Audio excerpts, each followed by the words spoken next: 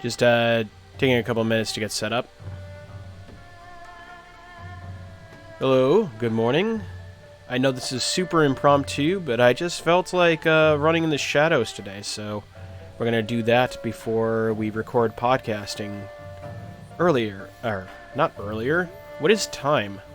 What is time to an eldritch eternal deity? Later on in the day. There we go. That's what was intended to be said. Tropical fantasy? Yes. Oh, looks like Nerdjosh got a couple of new emotes. Fair enough. I think I still have a couple of his emotes. Oh, that one's a classic. Alright, anyways, I gotta make sure all this stuff is correct and that it's not gonna look weird when I cross-cut to the overlay. Bear with me a couple minutes.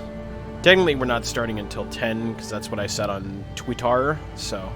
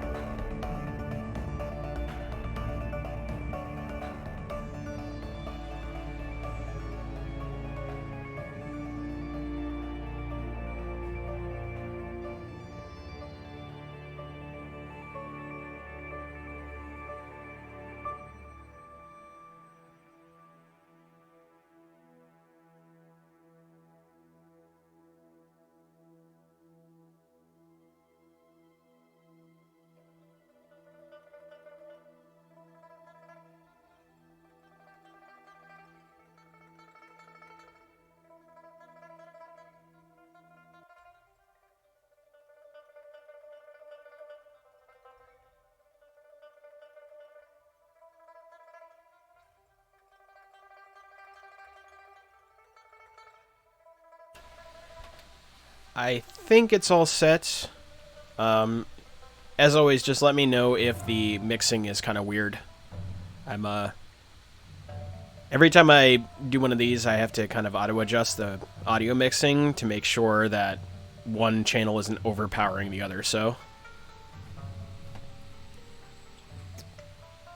Okay, I think we're good. Actually, grant me a second, because I'm going to go get some water, since I'm going to be doing a little bit of, character voice acting, and I probably should lube the pipes. Phrasing. Be right back.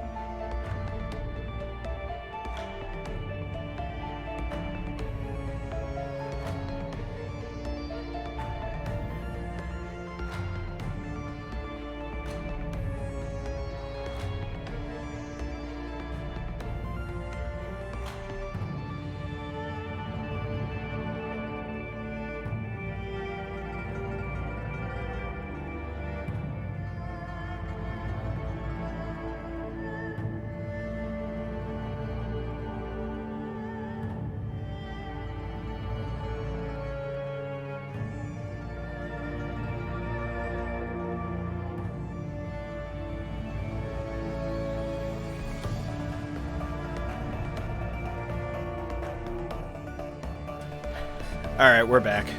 A dinosaur story. Yeah, this is completely impromptu, so we shall see how it goes. I just woke up and was like, I want to play some Hong Kong, and I'm like, well, if I started playing some Hong Kong off stream, then it won't make any sense when I start playing it back on stream. So here we are. Test, test, 1, 2. There we go. Cool, cool,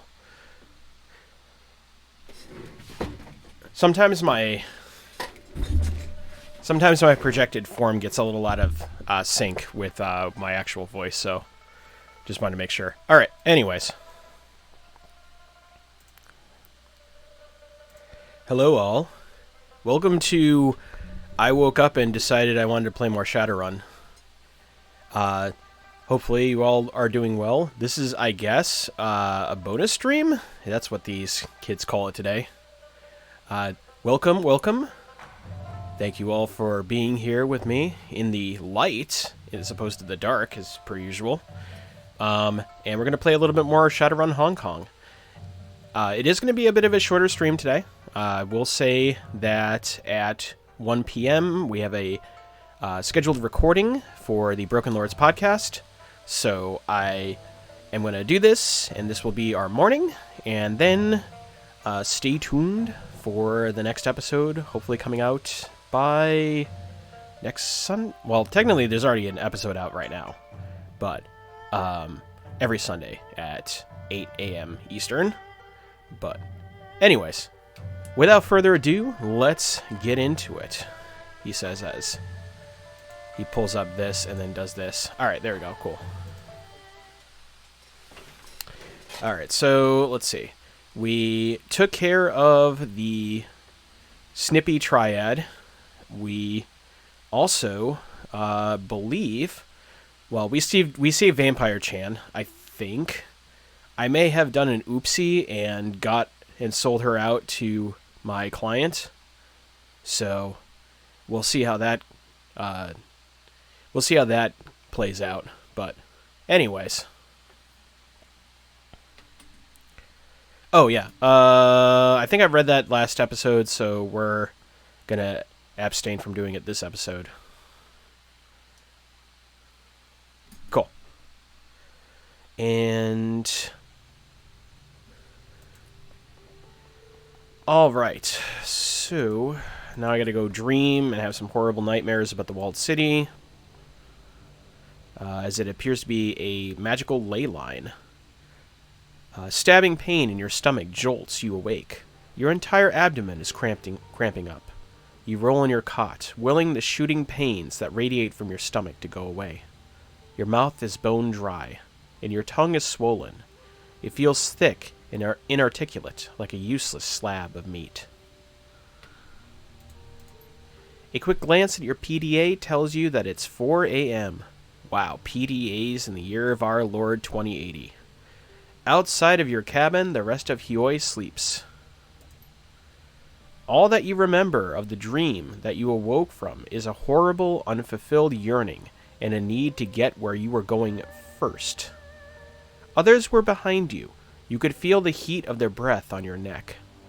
If you were to beat them to your destination, you could slam the door in their faces, keep them out and away from what was yours.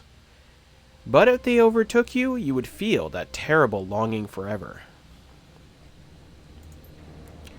As you grasp at your last fleeting memories of the dream, a wave of exhaustion washes over you. It feels like you've been drugged. You collapse back in your cot and into a black, dreamless sleep. When you open your eyes again, the sun filters under your door. It's morning. Well, that's not ominous at all. All right, so let us see what's on the jobby board today.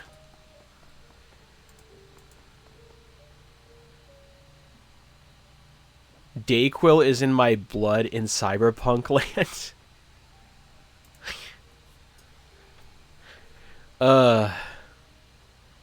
Man, I'm not gonna lie, this weekend has been a caffeine bender from all the stuff I've had to do, so right now I had a lovely Mountain Dew Pitch Black energy drink. I use lovely in quotation marks. It was alright. I'll be fair, it's alright. It was alright.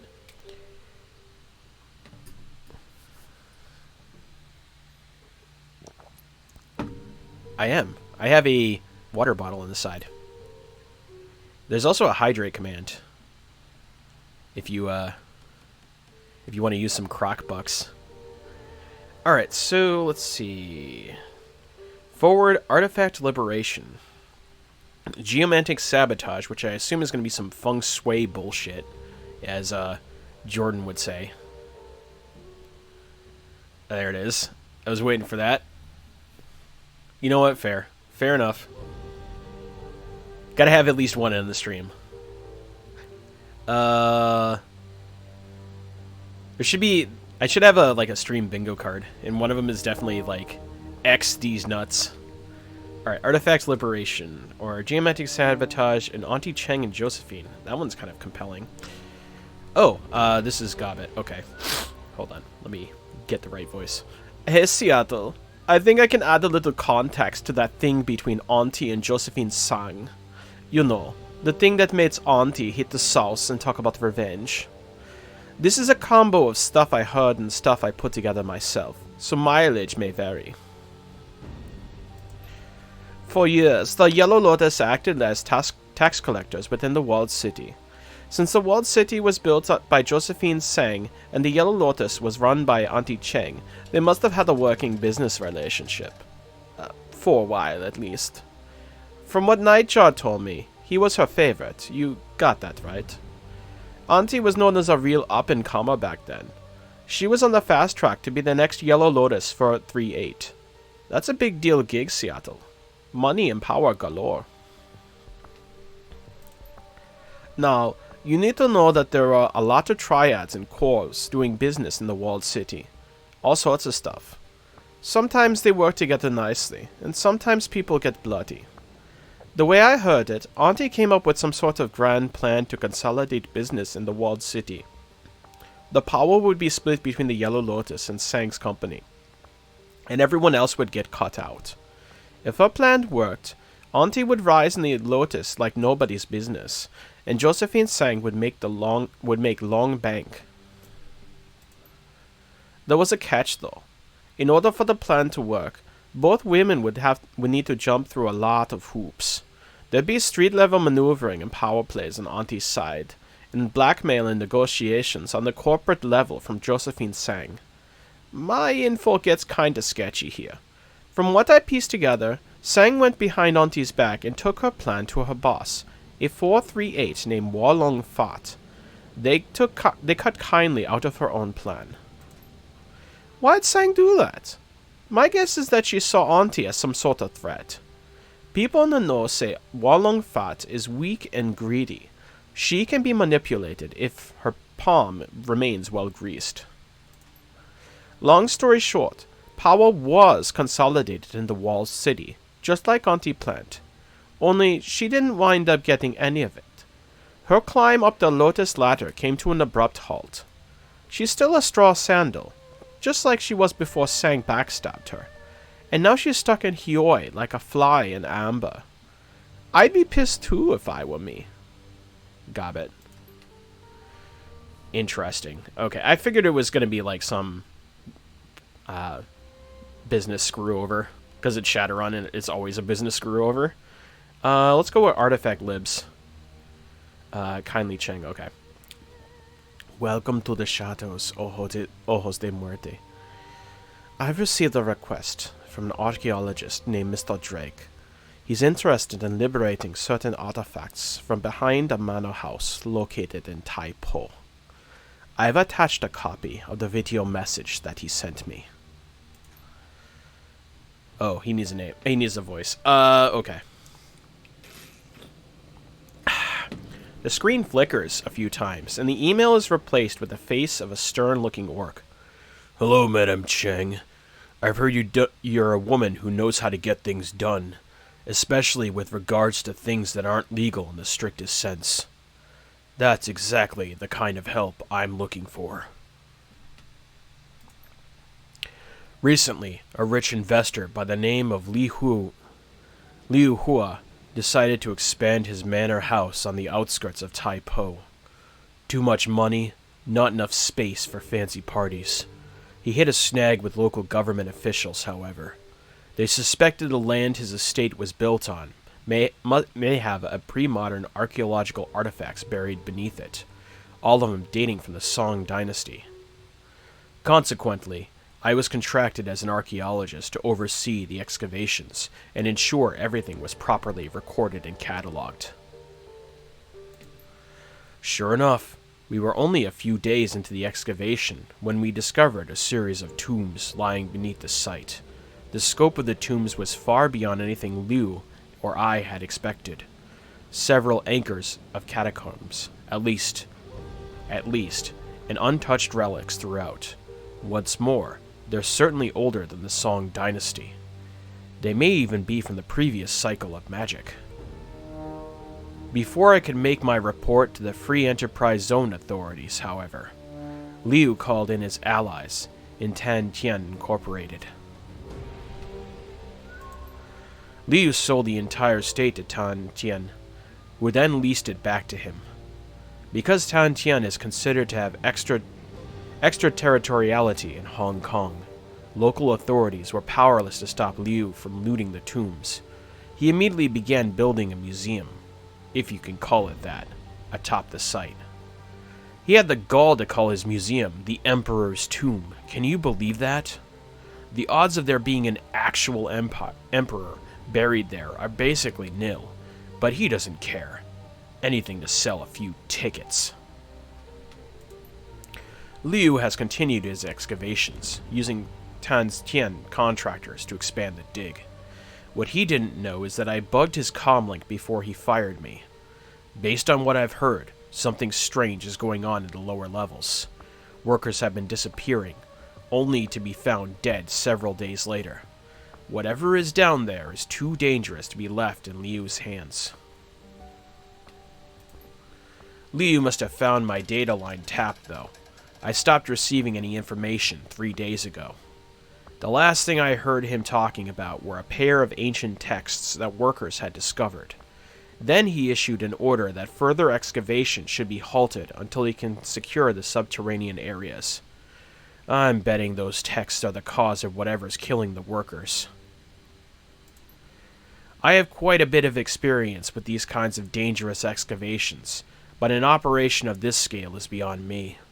I need a team that's tough enough to get in and survive, aren't afraid of making a mess, and who can get out with the books and whatever else they can carry. Beyond the 2 texts, I'm willing to pay very well for whatever other artifacts your team can liberate. The more valuable, the better. Don't worry. They'll be going to actual museums, not some rich playboy's mansion. I've got a second program in place that'll suppress Liu's security system. The team will have to be careful, though. There are only so many alarms I can suppress. Go beyond that number, and I'll scrub the mission. So wait, you want me to go loud, but you also want me to be mindful of the alarms? What? Okay. I don't know. Alright, whatever. I guess we'll figure it out. I've included a catalog of likely items to help the team appraise the most valuable ones. They don't need to be subtle. In fact, I'd prefer they make it look like a common robbery. Tell them to smash and grab what they can. Let me know when you find a suitable group of Shadowrunners. There you have it. A nice, simple robbery. Do you think you can handle something that basic, dear? I have faith in you. Let me know when you're ready to proceed. I'll contact Mr. Drake when you're on your way. Oh, that was kindly. Whoops. Excellent. I've attached directions to Liu's estate to this message. Good luck. Don't fuck it up. Alright. Smash and grab, but we have to be mindful of the alarms, so we have to prioritize... I'm guessing we have to prioritize what we take, because we can only take so much before the alarms shut down the entire site. I see. Okay. Alright. But we're going to need heavies on this. Alright, so thought is I should still bring Isabel because grenade launcher is good. Gun show's alright. Gobbet could be useful for healing, but I'm starting to see an upper threshold for Gobbet's abilities right now. So I feel like I should bring Gaishu, but at the same time, I don't know what kind of war of attrition we're about to step into. So I really think I should have some sort of healing capabilities. Core crew, maybe? I don't know. This is... The problem with Gaishu is that he's strictly a melee character, so he lacks the versatility, and the only ranged weapon he has is, like, has cooldown, so... Alright, Alright, head to the outskirts. Yeah, I don't want to do this one. This one is going to be... This one's going to be challenging. I need a little bit more karma before I can go into that. Alright, so, that being said... He does do a ton of damage, though. If I get him in the right scenario. The grenade launcher is also clutch for AoE. So I feel like I should get her. Duncan's also good for taking away turns from people. With his less lethal options. And the new beanbag option he has makes it easy for me to steal turns from the enemies. And there's rumors of mummies on the way, so I'm probably going to want to have someone that can take away turns. So Duncan.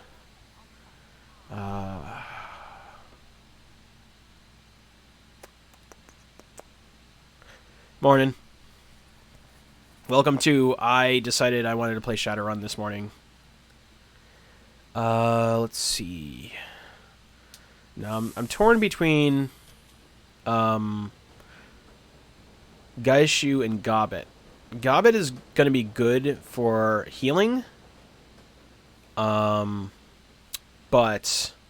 she can't take a punch. Then again. There might be some artifacts where I can summon spirits. So they could probably do the dirty work for her. So, on that regard, I think I'll choose Gobbet.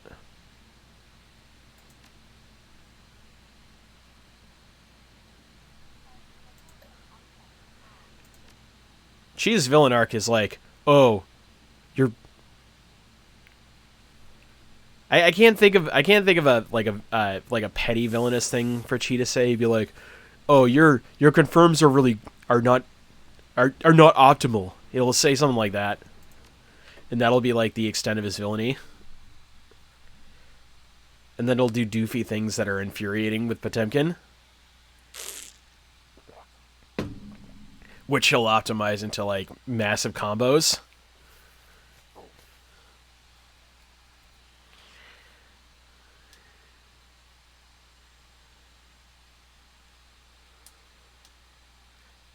Increased your control latency by 1 frame.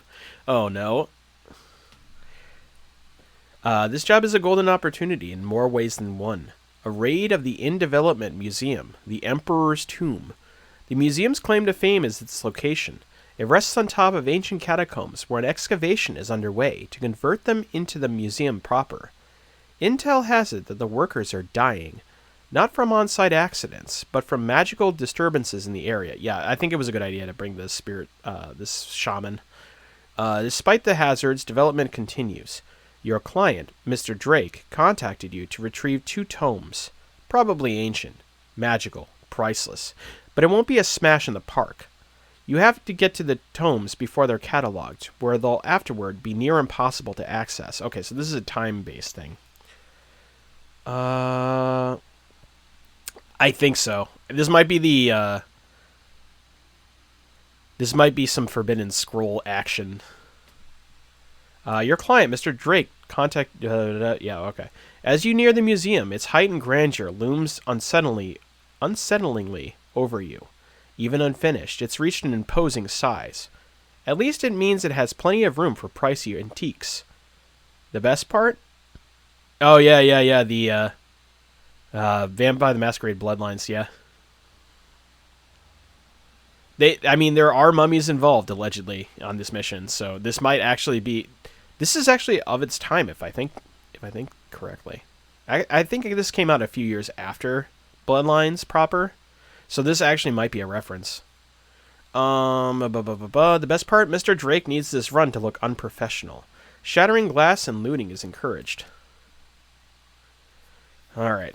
I really need to buy more weapons, TBH. That's a note to self. We're doing that after this mission. I gotta go to the, I gotta go to Wampoa and talk to the troll.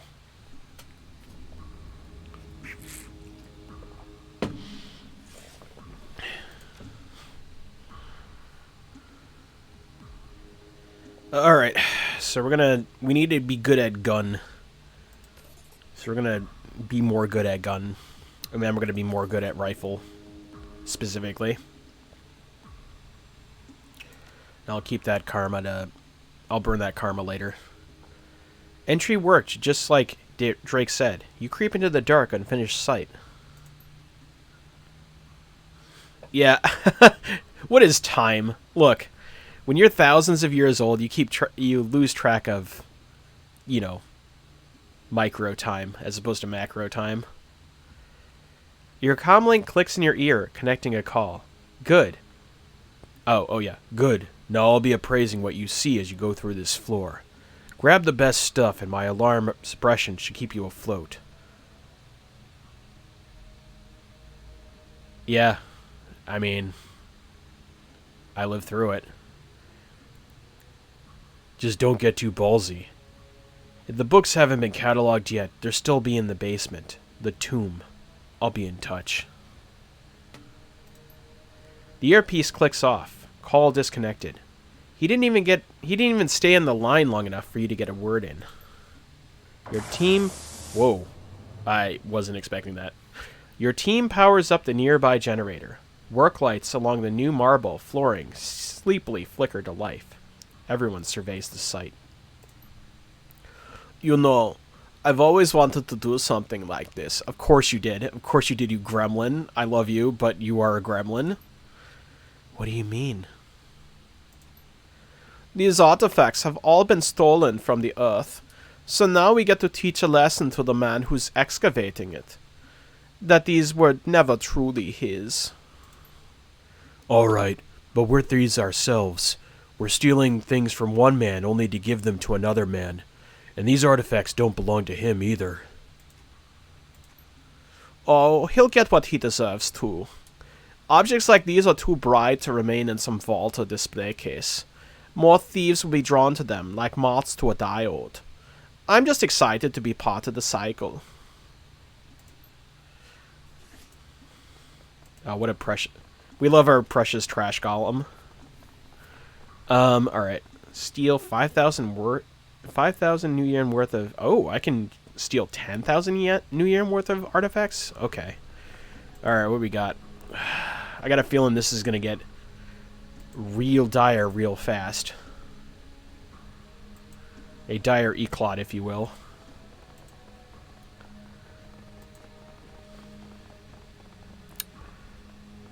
How do I just know the prices of things? I mean, I'm taking these dragon scales. Replica? Oh, no. I guess I'll take this shrunken head, maybe? Alright, cool. So that's what? 2,300 New Yen? Something like that?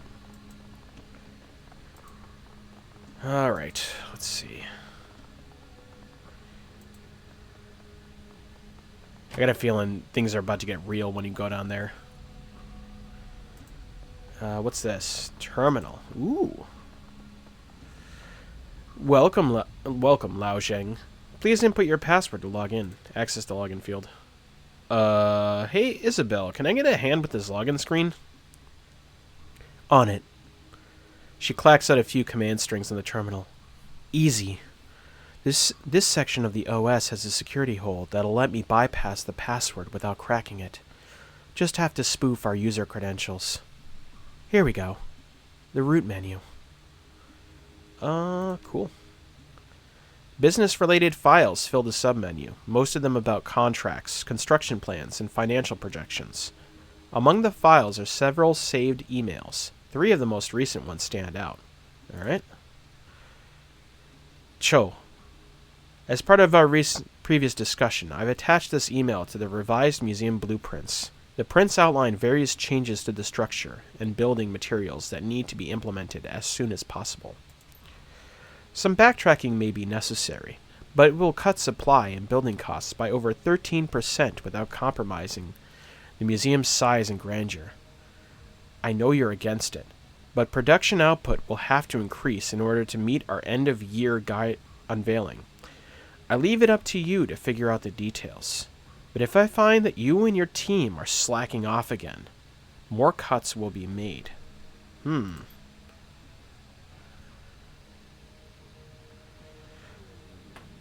As to the loss of your worker, Mr. Fay, I offer you my condolences. However, we both know construction is dangerous work, and accidents are commonplace. If you have a bad OSHA-regulated site, yes it is. You can look at this as an opportunity to hire someone more competent, and who won't get himself killed. Okay, now we're victim blaming. Fuck this guy. Lao Jing, Ganaxian Enterprises. Alright. On-site accident. Zheng, I processed your informal request yesterday morning. Given a persuasive pittance, the Fei family agreed to forego public retribution regarding the loss of Mr. Qian Fei. Mr. Fei is the 4th laborer lost to hazardous working condition. Oh my god. Alright, man. Take care. Public image is very important to the cooperation, and is unlikely another transgression that will go unnoticed. As your lawyer, I must advise you to double down on your construction safety protocols. Why do you need your lawyer to tell you need to, like, have a safe working environment for construction? Like, what? Or seek an alternative to monetary bribes. This is like... This is like, Looney Tunes levels of absurdity. This is like mustache-twirling, snidely whiplash levels of villainy. Money will buy silence in the short term, but we ultimately want a more permanent solution.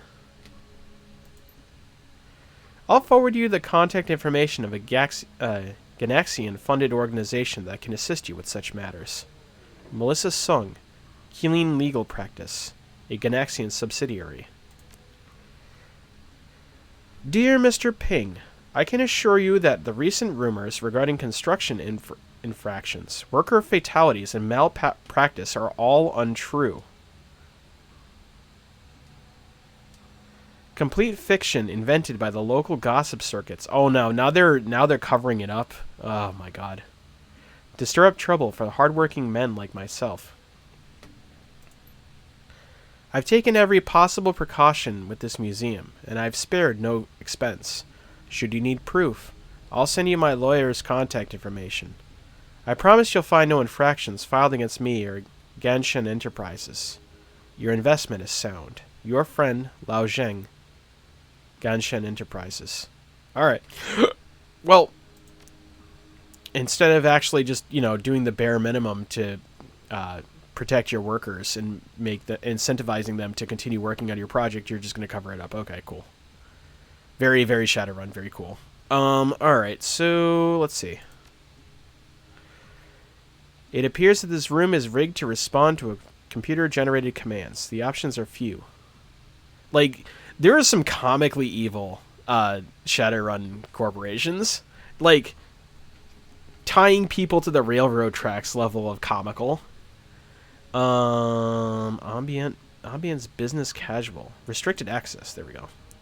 The submenu. Isabel, why is this menu still locked? Isabel saunters up to the terminal for a better look. Looks like this area uses a different password hashing system. The spoof I was able to do earlier won't get through here. Got any good guesses? No, I don't. Let's see. I'm just seeing... Oh, access the remote building controls. What do we got? No. Okay, cool. Those are offline. Alright, let's see if there's any clue... There's got to be some clues around here as to what the password could be. This bookshelf is made from your standard stained wood. It's filled with books by famous poets, both English and Chinese. Okay. Have a feeling that has a hidden room behind it, but... Wait. It's a painting with a plaque beneath it reads, Lady of Shalott, 1888. 1888. Is it numeric? Is the password numerical? Let's try that. Let's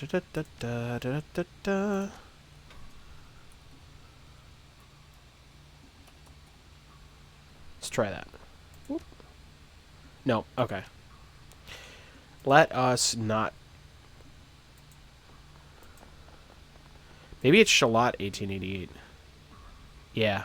S-H-A-L-O-T-T. Okay.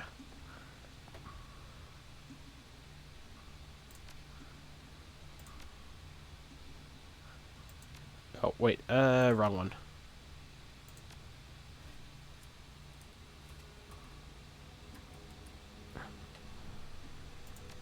Nope. Okay. I guess we're gonna have to find something a little bit more, We're gonna have to find more information. Alright, let's see what else is around here. How about that yeah, that was good. That was a good night of wrestling. I was very surprised at the quality of it. I haven't seen a WrestleMania that good in a long time. And it's still like we still have one more night.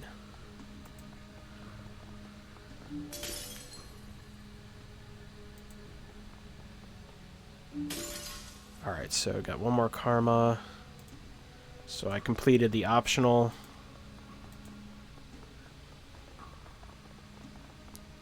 What's this? I don't even know what that was.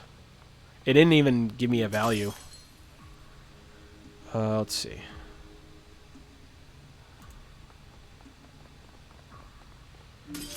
I think I'm just going to steal everything at this point.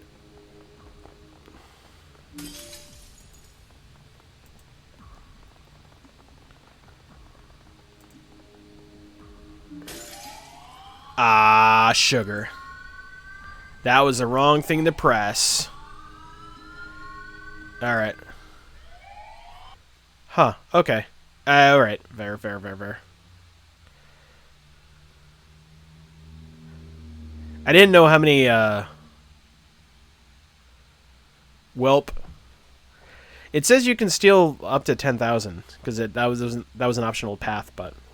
Oh well. Lesson learned, don't steal more than 5,000 in one room. Alright. At least on this, maybe it's floor-based. Maybe that's what it is. Alright. Man, all the way to the back. Alright, fair enough, I guess. I guess we'll hold that L.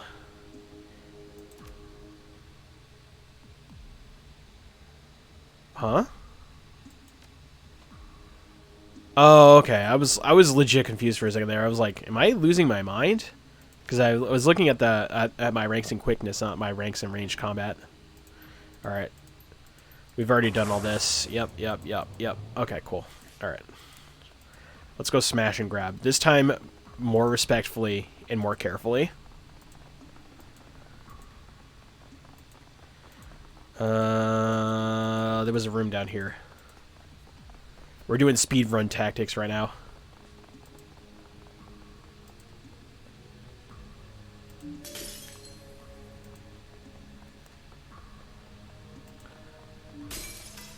Alright. We're just going to be careful, and we're just going to get the most valuable ones, so we don't spark another alarm. Okay. Valuable urn. Should get this one. Actually, I should get this plesiosaur jawbone first.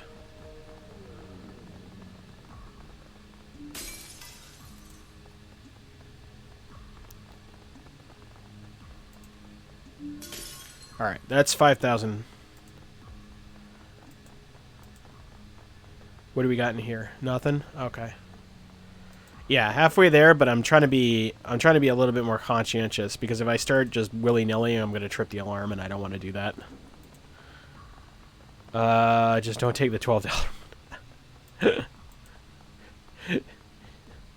To be fair, like, it glitched out, and I no longer knew what the values of anything was. Alright, what's over here?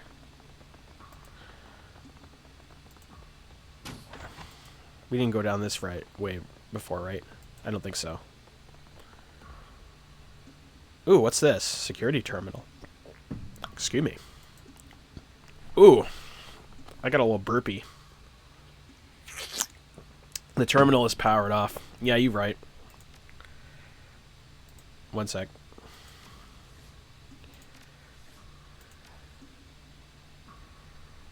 Yep.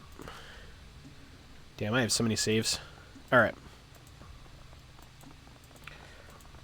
Oh, there it is. Alarm threshold, 5 out of 10. Thank you for showing up. I didn't see this before. Maybe I'm just blind, I don't know.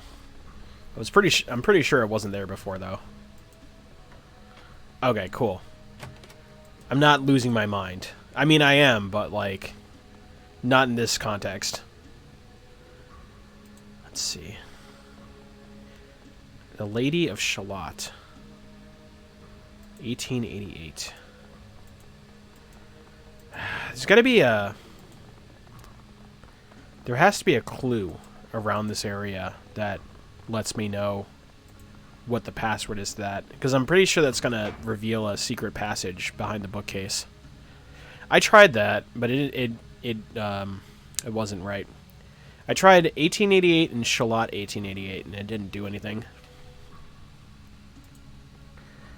Inspect. Do not enter.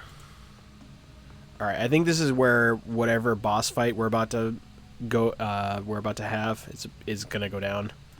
So I'm gonna avoid that at the moment. This terminal is not interactable. Okay.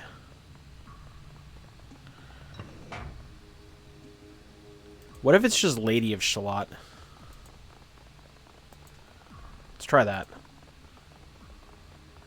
Though I do feel like it would have an alphanumeric. Lady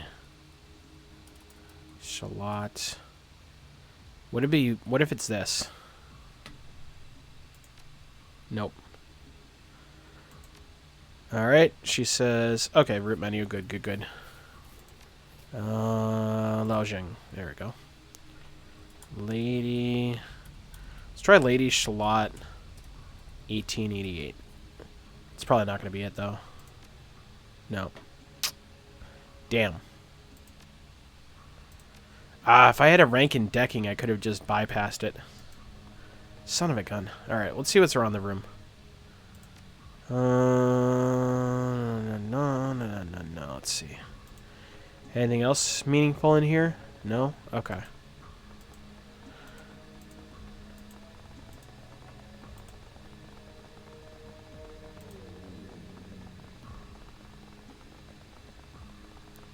Ew, replica. Man, I want that 10,000 New Yen reward. Ancient Vase. King's Ashes. Let's get this raptor skull. Tennyson? Tennyson, huh? Alright, I'll give this a try. Oh, maybe it's from the, maybe there's clues in the emails. I didn't think of that. I mean, I'll try Tennyson.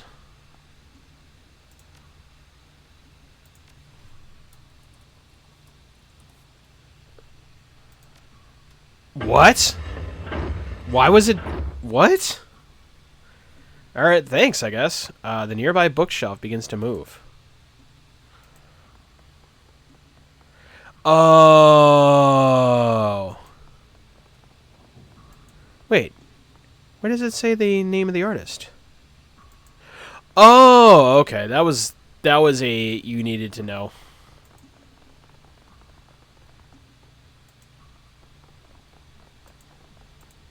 Okay. I do not know fine art like that, so let's see, inspect. These firearms are relics as well. Maybe of value to a history professor. Interesting. Imbued. Oh no, pottery triggered. Alright. I think this will get me over the threshold. Yes, it will. Hell yeah. Alright, cool.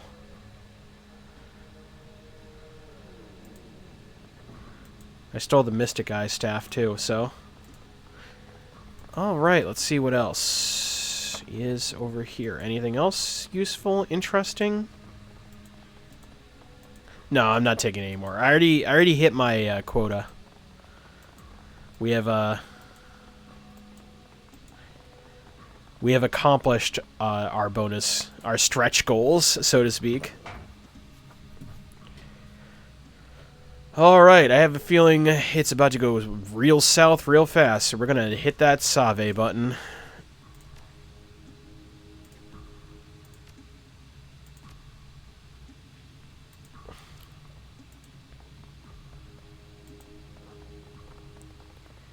Alright, what do we got? It says do not enter explicitly. So what do I do? What do we got? What's this? Pick up. Oh, are these the tomes? This might be a tome. Item picked up. Mission. Yeah, that's the mission item. Okay, cool. Ancient book.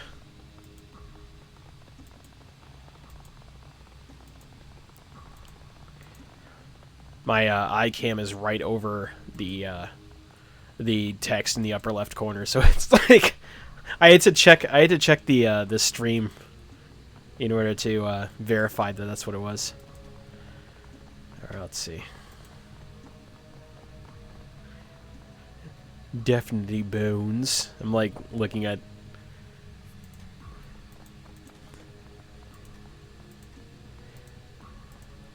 It. Man, my brain is so broken because like I went to that so there was a for some reason KFC got a bunch of like conspiracy theorists for like an argument for arguments on their official channel, and they were asked at the beginning before they had a like inane discussion about whether or not X conspiracy theory was correct, if they preferred bone or boneless wings. And this really crazy like psychic lady was like, "Oh, definitely bones," and that soundbite is forever like burned into my skull. Yep. The fuck?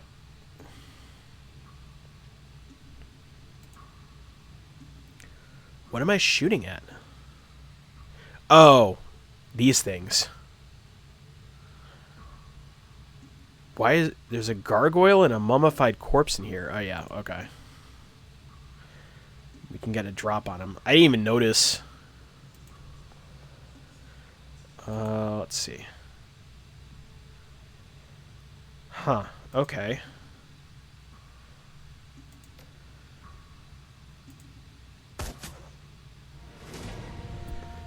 Alright, so what I really wish I could do was spin the camera around so I could get a better vantage point as to what I'm looking at. Yes, I do see that. That's why I opened fire.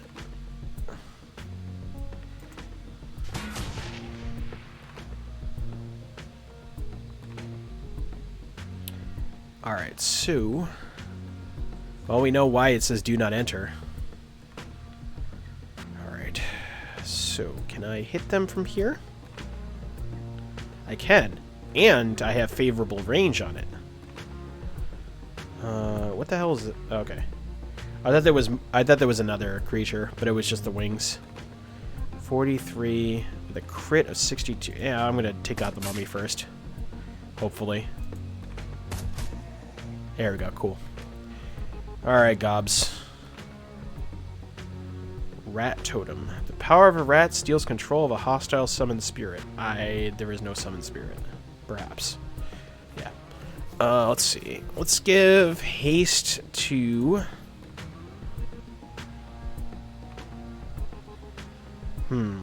Yeah, let's give haste to Duncan so I can steal a turn from them. Perhaps.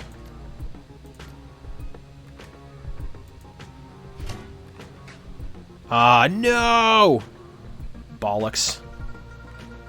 Wait, there's a... Oh, no. Another reason why... Oh my god, what the hell was that? Alright. Fuck. AP drain. What? Who is that? Wait, why is it... Oh my god, Isabel got teleported to the 50-cent zone? Oh no.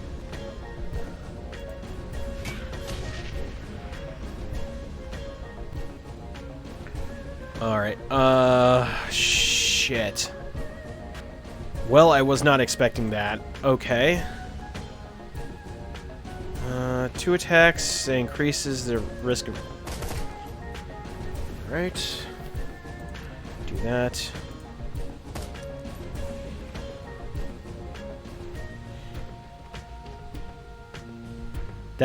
That zombie took my skull. Let's see.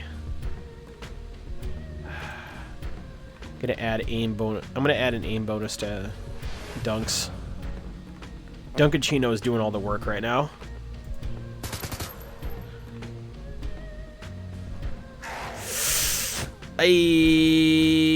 That was not good. No, there's another one. No! Oh my god. Good thing I hit save. Oh my god, there's another one. Oh my god. Yeah, this is a quick load. This is absolutely a quick load situation.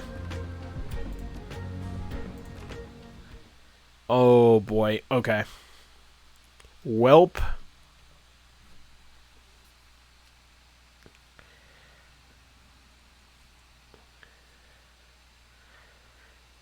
No one expects the impromptu Shadow Realm.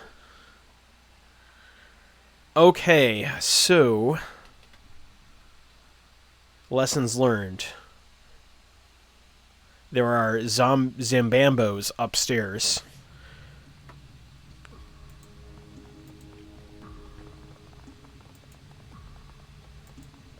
Okay, I gotta steal that book first.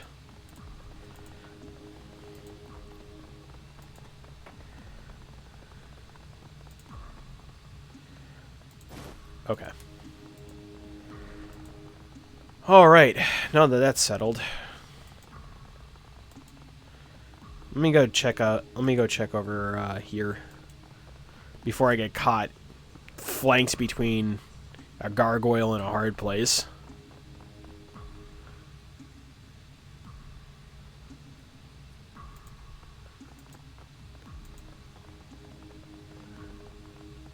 What the heck is that? Shipping terminal? Okay. I'm gonna take it slow over here.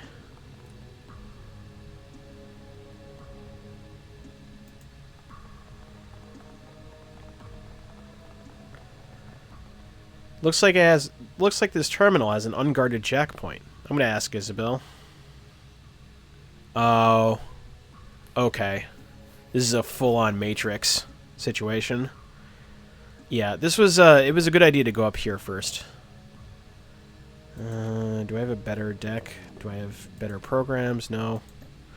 I have nothing. We're going base.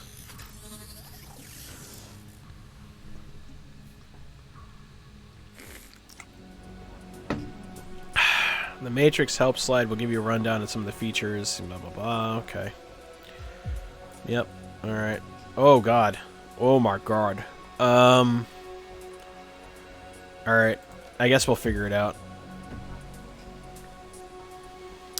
Find both ancient books. Do not trip the museum alarm. Okay, cool. We got it.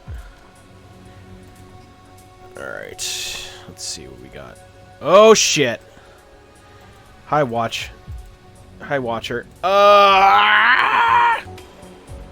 It was too late. It's okay. We could... I have a feeling that this is going to be a gimme, because they're introducing all the stuff going on in the Matrix. Fingers crossed. There we go. Okay, cool. Alright.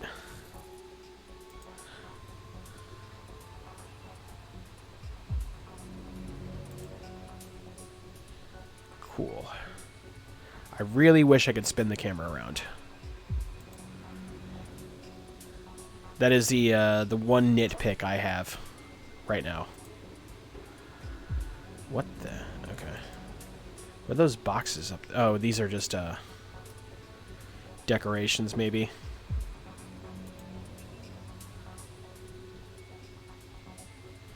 Okay. That Watcher's on a rail, so it's not going to be able to see me.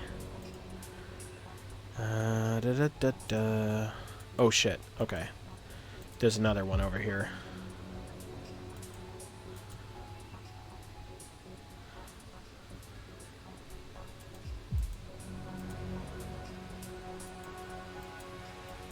No!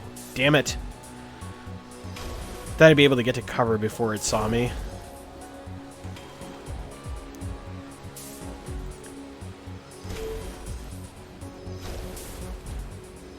Alright. I gotta be careful. The next one's probably gonna boot me out. How? There's a thing right here.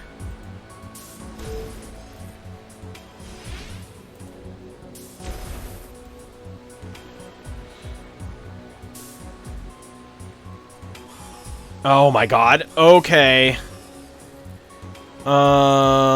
Shit. Alright, it's fine. We're gonna get over here.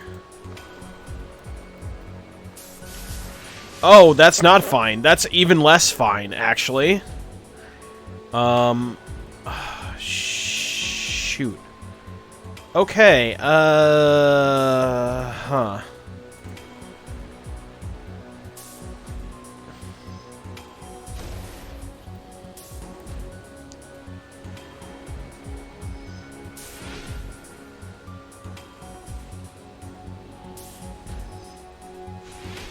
Alright, okay, so... Is there anything of no import here?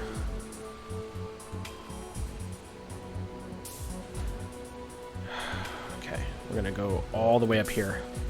Hopefully that'll get them out of... I'll get out of range. Oh no! And there's a firewall here. Damn it. Okay.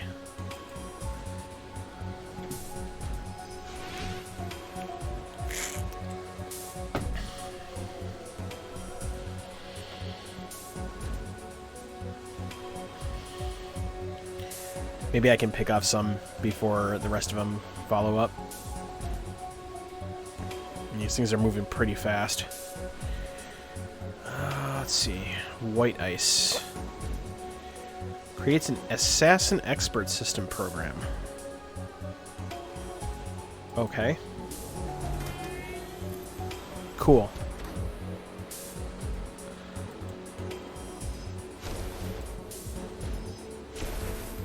Oh, that wasn't so bad. Alright.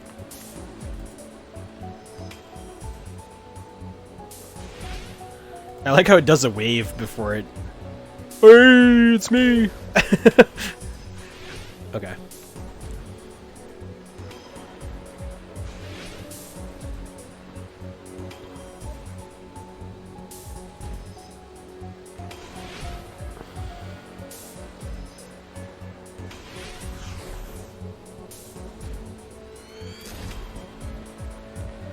Accuracy plus 15. Alright, let's take this thing out.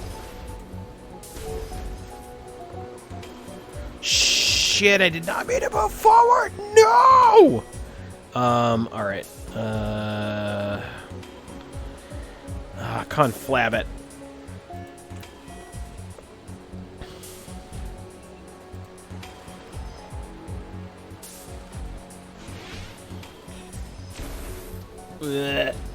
Alright.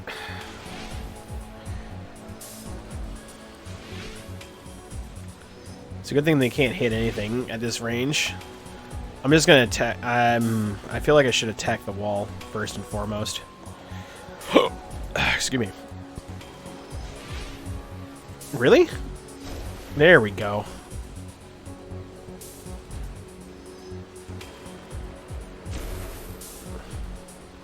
Oh, that's not good. 100 IP, please. Actually, should I just target this thing? And I can just get through? Oh my god, of course!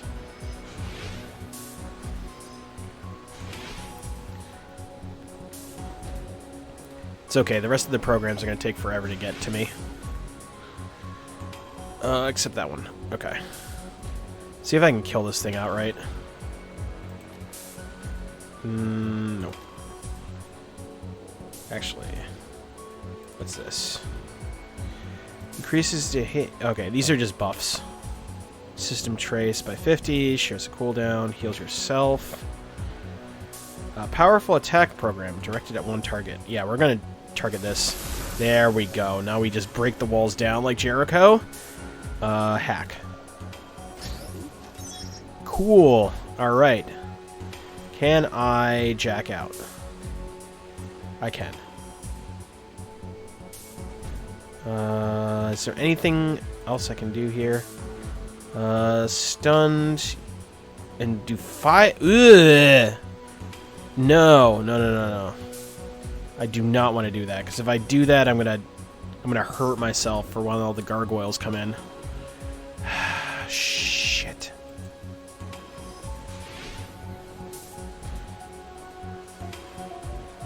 Well, there's some dire capital C consequences if you screw up hacking.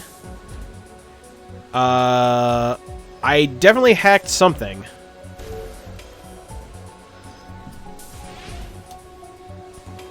I found the shipping manifest, I think.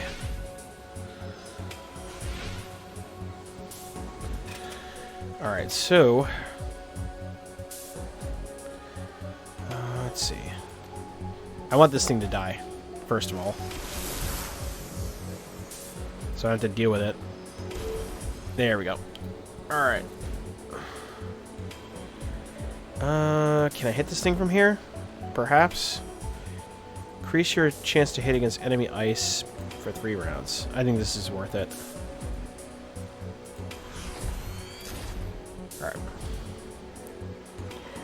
And what do we got for here? Nothing. Okay. Okay, there's one more thing. Well, in that case... No, my assassin program!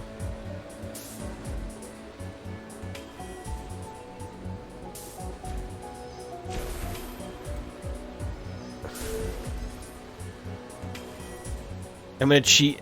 Oh man, I feel like I'm cheesing the hell out of this, but... Oh yeah, I see it right there.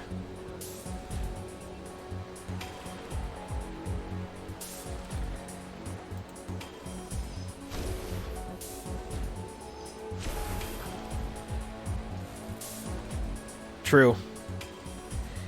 100% true. Facts plus tax, one might say. I'm gonna take this opportunity to heal. Yeah, you're not gonna hit me from this range, come on. I'm just gonna snipe this dude from halfway across the screen.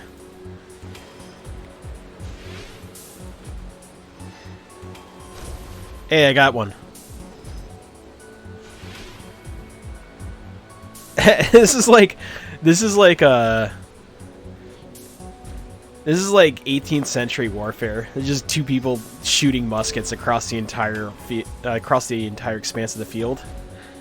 All right, so we're gonna do this. I'm gonna hide behind here. Morning. Welcome to, I guess, welcome back to Shadowruns Sunday. Apparently. We're gonna, let's see, what can we do? We're gonna increase my chances. We're gonna buff myself again. Where is this last, where's this last ice?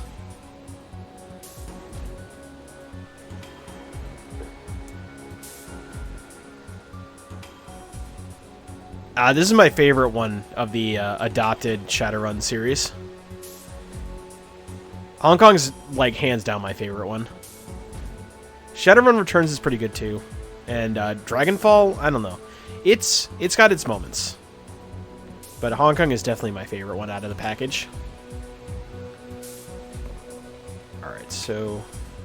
I'm gonna Overwatch, I suppose. Oh, wait. Can I not Overwatch while I'm being a hacker? I guess I can't. Where the hell is this last drone? Charge, heal yourself. Oh, I'm a dumb. You right. Alright, let's go over here and take care of it then.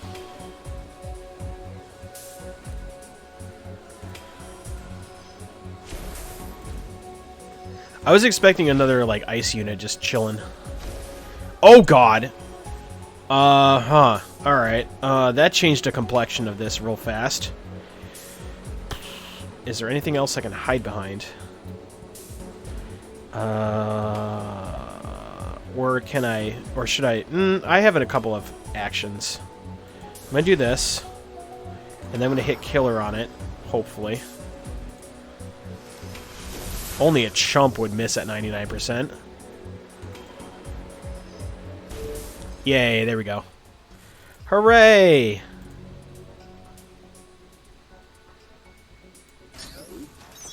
Ooh, and I get Wild Aim. Increases the target's hit chance by 10 to 15%.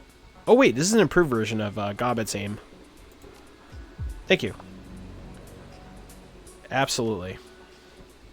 Give that right to... Alright, we gotta get back. I don't want to jack out and cause stun and HP drain.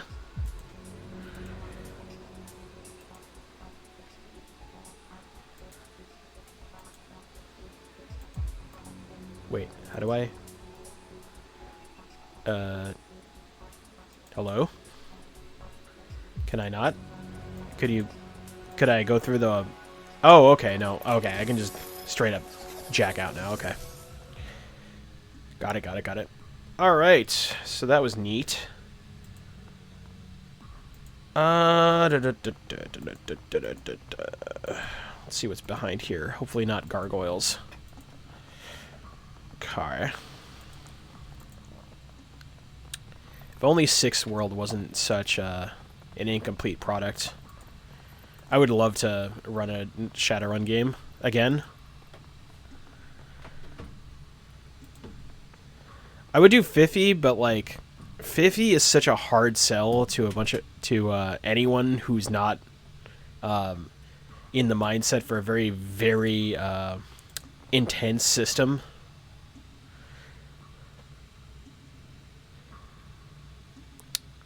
So I was going to do Sixth World for the next show, or next podcast series, but unfortunately, it's not complete, because they didn't pay their contractors correctly.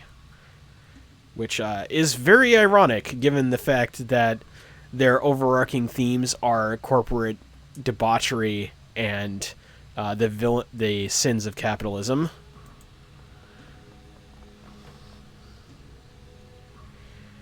Alright, I know there's a gargoyle around here somewhere. Do I see it? I don't see anything yet.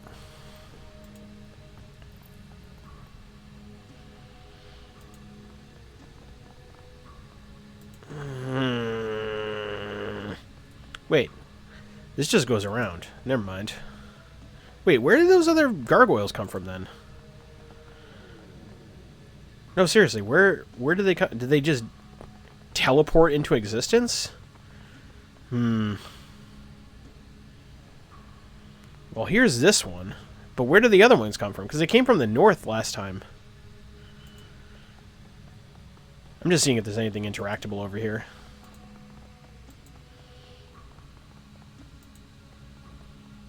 Okay. No, there's nothing over here. Huh. Okay.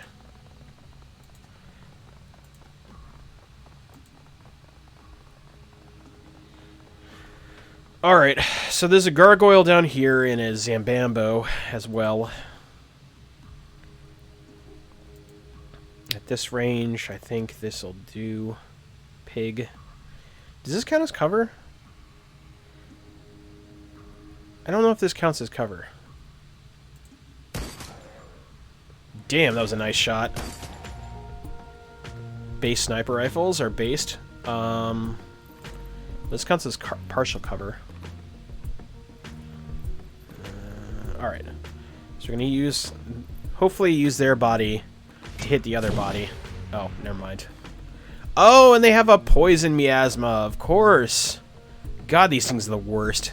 Alright. Let's see.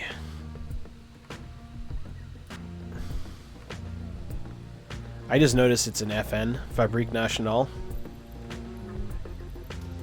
That's kind of funny how they use real-life weapon designers for some of the fantastical weapons that they use.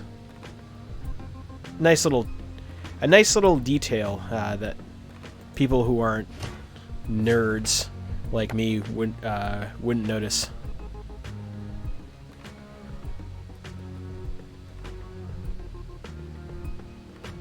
We're gonna haste. Oh, ooh, there's a spirit. Hold on. Hold up.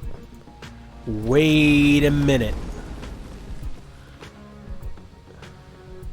I mean, it's a ghost, right? Ghosts are immune to poison, right?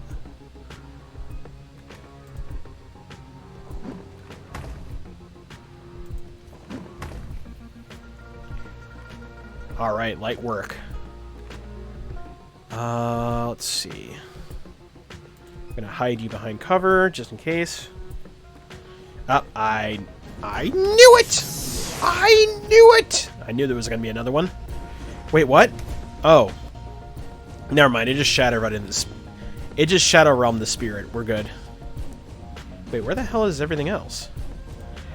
I guess we'll just Overwatch. Question mark. And I'll just take this opportunity to reload my grenade launcher. And then... and we'll have him check this side just in case we get flanked. And Gabo will do the same. Then I'll just clown pound this guy, hopefully. Take care of him in one round. That was a bad choice on your end, my dude. There's another one around here, huh? Oh, there it is. I see him. Alright. Take this opportunity to grab this book, please. Thank you.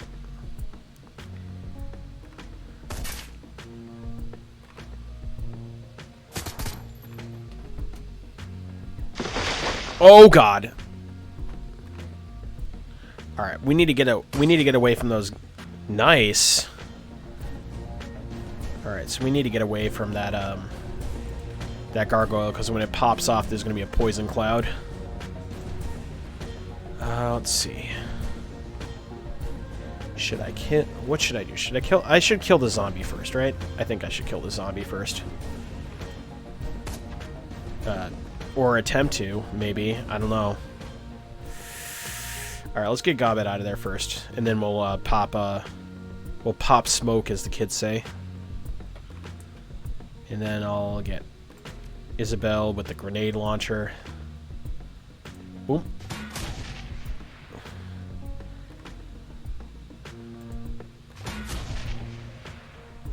Good. Okay. And let's try to see if we can steal its turn. No! Why?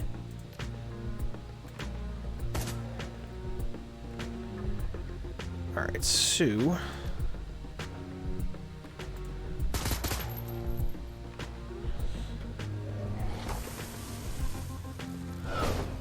Good. We love to see it.